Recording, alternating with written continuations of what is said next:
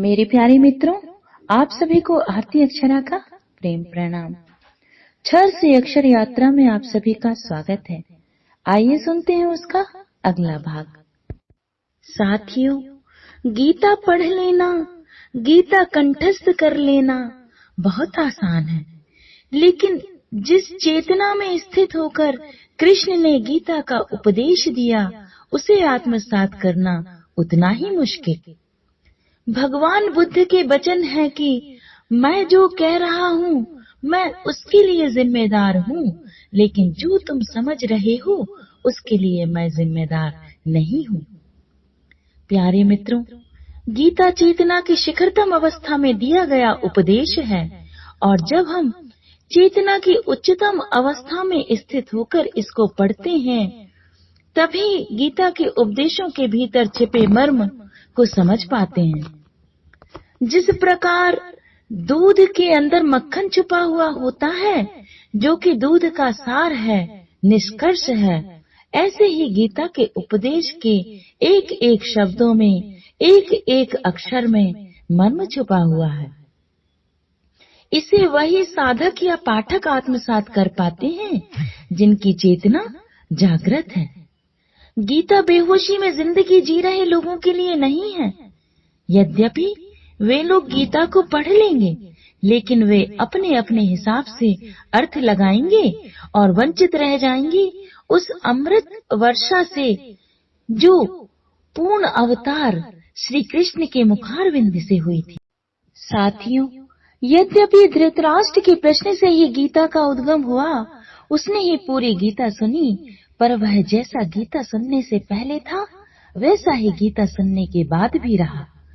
जिस तरह एक चम्मच चाहे मीठे शरबत में डली रहे या फिर खट्टी कड़ी में, चम्मच ना तो मीठी ही होती है ना ही खट्टी। चम्मच पर शरबत के मीठेपन का या कड़ी के खट्टीपन का कोई असर नहीं होता।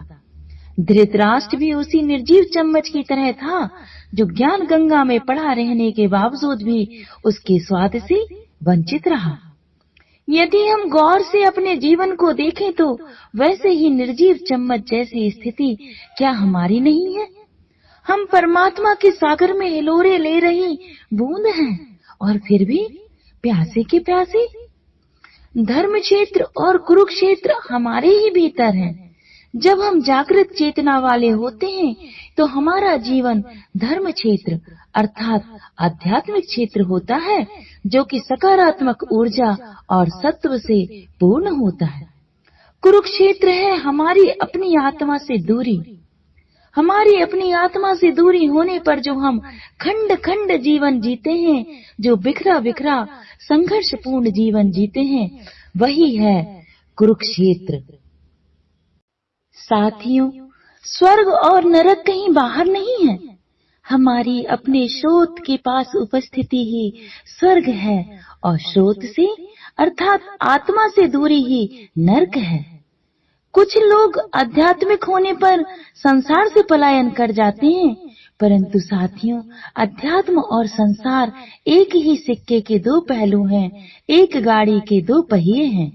हमें संसार से पलायन नहीं करना है, बल्कि ध्यान की धारा से अपने आध्यात्मिक संसार को समृद्ध कर बाहर के संसार को ऐश्वर्यशाली बनाना है। उठो, जागो। जब हम उस परमात्मा रूपी महासमुद्र की बूंदे हैं, तो हम संघर्ष क्यों चुने? हम पानी में रहकर प्यासे क्यों रहें? आओ, प्यास से तड़पते कंठ को परमात्मा रूपी अमृत का पान कराकर परितृप्त करें। आओ, ध्यान करें।